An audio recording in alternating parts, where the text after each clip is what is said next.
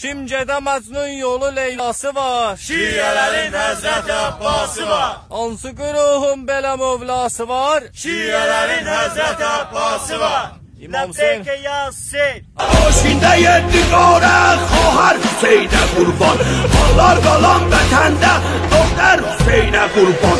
Onalidə oğulsuz Kader Hüseynə qurban. Əmaməti əlində Heydər Hüseynə qurban. 6 yaşında qolsuz Cəfər Hüseynə qurban.